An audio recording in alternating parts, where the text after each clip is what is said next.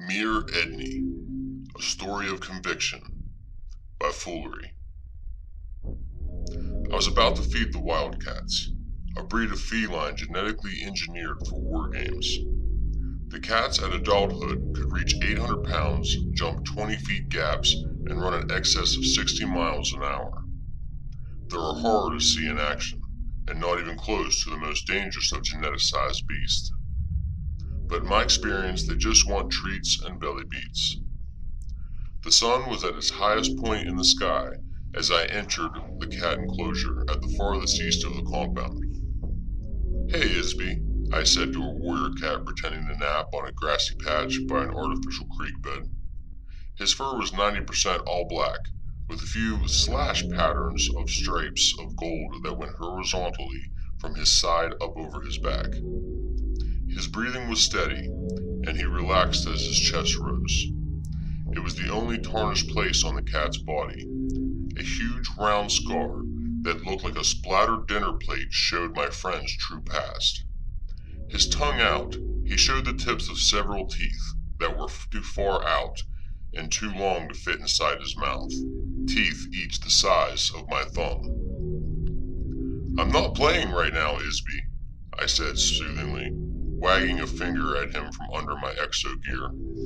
"I have to wear it to survive my day-to-day life. It's military-grade premium added with my own upgrades. The front, chest, and abdomen were plated, and from the shoulder, hip joints out to the wrists and ankles are strength-enhancing micro-robotics." I began to cross his path to where the water pumps were. Isby's tail was swooshing back and forth, and a deep growl could be heard reverberating from his falling chest. "Isby," I said with some added force. I saw the cat twitch, and I squinted my eyes and pushed up my lower lip in mock confusion. I know what he's about to do. It's his MO. I leaped over the cat's center only to be cross-arm tripped before I had both feet on the ground. Slam! Isby's breath's hot and fast on the back of my head, and it smells.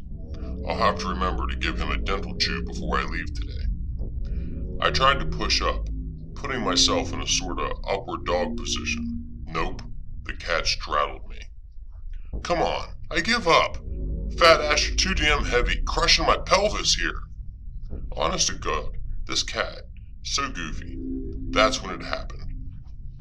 A tongue the size of 4 butter dishes and dry and scratchy as poison ivy in a desert dust storm ran up the back of my neck, clean to the top of my head, ripping out more than a few hairs.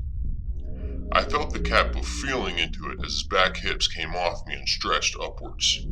I quickly dropped the up dog pose and spun to face the cat. I kicked at him and even tried to punch the cat's chest. It just looked at me and purred, sarcastically. He knew he got me good. Grabbing fistful after fistful of the beast's underbelly hair, I climbed back to my feet, face to face. "What the hell was that?" feeling the back of my neck.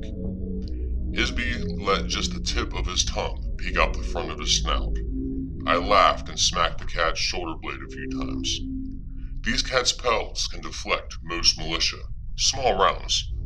I have to practically wail on him for him to notice the affection.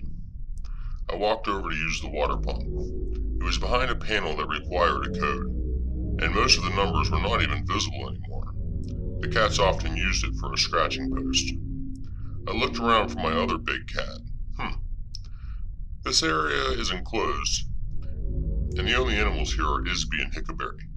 You'd be surprised how well a governmentally engineered and trained war cat can hide. Pulling out a few yards of hose from behind the panel, I walked to the coolest cat water dish ever. Holds 12 gallons, and the interior is made of titanium alloy and embedded with hollow emitters, which showed a thriving, fishy, crabby ecosystem encouraging the cats to play and drink. It was elevated to 4 feet high, optimal height for the cat's necks, and down the sides was the strands of the same rope the Great Republic military used to build the space elevator. Cats can gnaw on it and keep their saber teeth from overgrowing. I began filling it. I usually let it run over a bit to wash off the outside and water the grass around it. For this reason, the grass here was much greener and lusher than the surrounding habitat. I enjoy watching the holographic swimmers as much as the cats do. Isby came over and sat pretty, sideways and tall, turning his head to look at the displays. Tip of tongue still showing that stupid look on his face. It's hard to believe this beast saw any battles at all. Yanking at some bits of Isby's back neck hair started up the big cat's growlish purr again.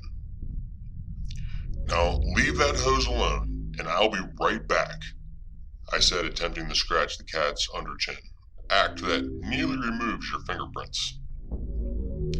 Hickleberry's around here somewhere. I always make a point to check on each animal, each day. It's important to me. The enclosure consists of 3 acres of flat land, an artificial hill with a flat spot up top for sunbathing. The artificial stream that was here ran underneath this and out through most of the enclosure to my other beasts. Hollow emitters produced some birds and other things to give it appeal, but the cats here have long since learned they can't catch the birds and they don't pay them any attention anymore. Still, I leave the programs running. There are 2 dens, one at the entrance, here, and one at the rear. They are temperature-regulated, hypoallergenic, soft-bedded caverns, and the cats love them. The further den is where I felt most likely to find Hickleberry. Reaching there, I peeked my head in. Sure enough, there was Hickleberry sleeping.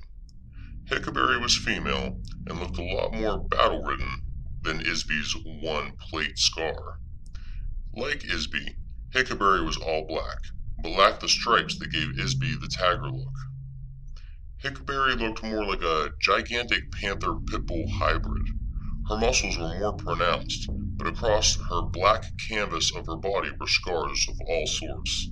Burns, holes, gashes. Half her face and left ear was a melted scar, and the eye on that side was all white. "Pretty girl. Aw," I whispered in and began my walk back to put the hose away. I left the enclosure after a little more roughhousing with Isby and gave him a dental chew that was chicken size and shaped. He left my shirt torn and ruined and a new bruise on my tailbone. The path back is winding. I have 25 animals in my care here. The cats have been here the longest, longer than me. They were here when I started 8 years ago, and likely were here since the end of the war 16 years ago. And I already checked on everyone today. But Nimbus, a 1,000-pound flying anaconda with the intelligence of a dolphin, was worrying me earlier. Nothing serious, just I know he's lonely. There are no others of his kind here or anywhere, not truly like him. And I can't put anyone else in the closure because he kills. I've been in twice, and twice I was infirmatized for broken ribs and other related injuries. Since then, I had to put a control collar right at the top of his spine. He's been less violent, but the killer snake just mopes all the time now. I stopped and looked in. There's a lot of bush plants in his enclosure, but I could still see part of him. He moved a little. I wish I could give you a friend, I thought, as I watched him doing nothing. "I'll figure something out for you one day," I said aloud. It wasn't likely that he could hear me, but whatever. Back in my office/home/dumpy trailer, I seen there was a link call waiting, blinking on my desk computer panel. I usually only get calls when they want me to take in another beast, or they want one I already have. I steadied myself and took a few breaths. The call was from Manhattan. Ugh, a military jerk with a bad attitude and a hate for me that goes way back. Worse, my funding comes from the Beast Recovery Project, a military branch dedicated to rounding up all the genetically engineered animals, of which now Manhattan was director. For years, men like him have been trying to shut these safe havens down. Lately, there's been talk that with the trees undergoing anything can happen. Everything alive has the right to stay alive is my philosophy. Luckily, it's been illegal to just euthanize them all, as well as to create any new beasts, thus the to and fro. I decided to wait until after I settled in to return the call, not to let the link show been seen. After gathering some essentials for end-of-day procedure, scotch, cigarettes, I disarmored and I sat down to return the link. Game face, I said aloud to myself. Relaxing my shoulders and straightening lines of my face, I hit the return link button on the touchscreen. Eednii, about damn time! The response was so instantaneous that my jaw dropped and my Eednii, about damn time! The response was so instantaneous that my jaw dropped and my head fell to a tilt. Rapidly I regained and looked at the screen. Manhattan had a smug look. He'd seen me flinch. Mirr, I said to him emotionlessly. I'm not military. You got that right. Now, listen good. You might not be military, but you work for me. Big change is coming and you're gonna have to jump on board. This ass did not want an animal from me. I started to sweat. What the hell was he talking about? He went on. The president has concluded peace negotiations with La Banca. All nukes are to be disarmed on both sides, as well as all war beasts are to be destroyed and never again recreated. My heart sank. I didn't think this was ever a possibility. Our people take pride in benevolence. What are you talking about? War beasts to be destroyed? There's no way the people will let this happen. This I was sure of. I know you don't get out much, but at least get a fucking TV. People are already on board. There's always some group with a tear to shed, but the rest don't want no more war. We're living weapons of war. I'm not putting anything down. I wanted to jump through the screen and beat Manhattan senseless. Good thing you don't have to. Sissy boys like you couldn't put down an ant dick. I've already sent the cavalry, Eednii. This was just a courtesy call. And with that he closed the link. My mind was spinning, and I told myself there was no way anything that he was saying could be true. But it was. This was happening. Now. Damn it! I yelled, swiping everything off my desk. I barely use the desk screen these days, and I had utilized the space with trash holding. Quickly, I bought up the security panel for the complex. Blacked out. Shit! I called the terminal, typed with fury the override code that I wasn't supposed to know. Okay, that did it. I have access. First, I locked down all the entrances. That would stop the squad, but not for long. Okay. Then I turned on all the torrents, and there are a lot of them. In my years, I encountered 2 activist groups turned terrorists, one of which group attempted to free Isabel, a freakishly cute giraffe whose neck and head were made of the same dense carbon fibers as Isby's. And like Isby, Isabel's pelt can repel light ammo, with the added bonus of having a wrecking ball for a head. Isabel used to be used as a tank stopper. Her human squad members nicknamed her Isabel a Hammerfell, and were actually quite fond of her. But in her old age, she's gotten a little bit senile, and when a group opened up her enclosure, she didn't leave. The dumbasses went in and tried to coax her escape. When I realized there had been a breach and made it to her habitat, all I found were large blood and gut splatter marks on the artificial rocks. 3 of them to be exact. And Isabel wouldn't eat for many days. And she's supposed to be an herbivore. The other terrorists weren't as stupid. They came in with explosives and had rigged up 3 of the fences that kept back the beasts. It got messy, but no one died. I nailed one in the face with a tranquilizer gun. A Turner gun shot the other in the belly, and the last one fled. He attempted to climb up the fence as him and his friends had done to get in. But I had put current to the fence when I realized the intrusion. Idiot. This was so very, very different, though. Manhattan wouldn't send people at all. These days, the androids do most of the government's dirty work. They weren't smart on their feet, and they lacked much ingenuity, but complex cognitives weren't what they were there for. They were there, and they were made for killing without mercy. I was finishing up, trying to stuff one last card up my exo sleeve when a notification came mid-screen. Westgate, malfunction. Doubt it, it's already started. I turned the power back on my exosuit and cranked it way up. What the hell am I doing? I can't expect a good result here. I have to make a decision, here and now. I could stop and deactivate the security and likely face a fine for the way I talked to Manhattan. Or I could commit, right now, do the right thing and stop this any way I can. Long enough to get some backing anyway. Another alert. Habitat D grid cascade failure. Garble! I yelled out as I brought up the live feed video footage of his enclosure. Guess this means I'm committed now. Garble is a 500-pound warthog, unstoppable back in his prime. Now he's just a fat, playful piggy, and doubtful that he could defend himself by any means against a team of androids. Sure enough, I had to be right. There were 5 of them. They looked like chrome-skinned, clothless people with runners' bodies and no genitals. They were driving Garble back into a corner with Superman punches with spike-thrusting fists. The chrome demons would spring and latch onto him, and stab the kill spike through the incredible hide again and again. Garble looked like he had already taken one hell of a beating. Blood matted both his sides, down to his hooves. If he had fought back at all, he wasn't now.